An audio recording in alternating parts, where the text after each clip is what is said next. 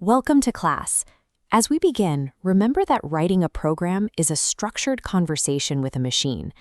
At its core, a computer is an electronic device built to do three things: accept information, store and process that information, and then give us a result. When the computer shares that result, like displaying a message on your monitor, we call that output. It's the machine's way of talking back to you in a format you can read. This diagram shows exactly how that exchange happens.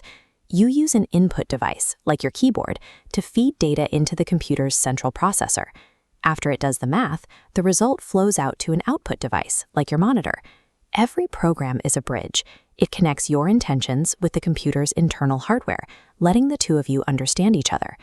This chart shows how learning C is a lot like learning English. You start with letters and words, which eventually become sentences. In C, you start with basic elements like constants and variables, and combine them to form instructions. To have that conversation in C, we use two specific commands. When you want the computer to speak, you use a tool called printf. When you want it to listen to what you type, you use a tool called scanf. The computer doesn't know these commands automatically.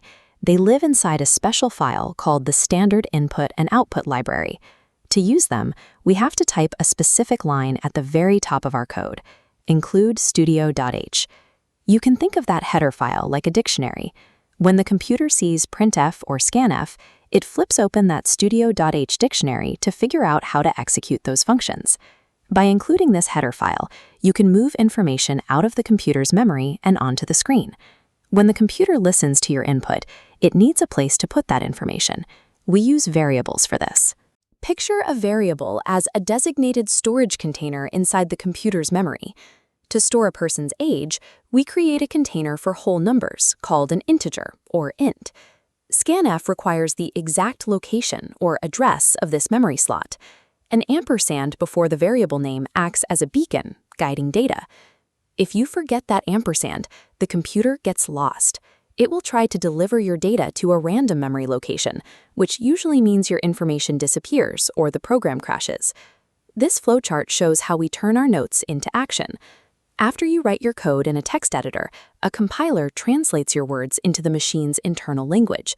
Then, a linker bundles those instructions to create the final file you can run. Let's look at a real program. We start by including our dictionary, stdio.h. Then we write main. This is the official starting line where the computer begins reading our instructions. Inside main, we set up our empty integer box called age. Then we use printf to display a prompt, asking the user to type in their age. Next, we tell the computer to listen. We write scanf, followed by the code %d, which means expect a whole number. We follow that with our ampersand beacon attached to the word age. Finally, we use printf one more time. We use that same %d code, but without the ampersand beacon, to read the number inside the box and print it back to the screen. This sequence, include, declare, prompt, read, and display, is the blueprint for almost all basic user interaction in C. Watch out for two common mistakes. In English, we end sentences with a period. In C, every single statement inside that main function must end with a semicolon. If you miss one, the computer can't compile your code. Also, pay close attention to the ampersand. Printf only needs to look at a value, so it doesn't need an address. But scanf has to write that value into memory, so it absolutely requires one. Keep your tools straight. Printf is for talking, scanf is for listening, and stdio.h is the dictionary that makes both possible. By learning these few rules of grammar, you have built the foundation to write programs that can listen and respond. Class dismissed.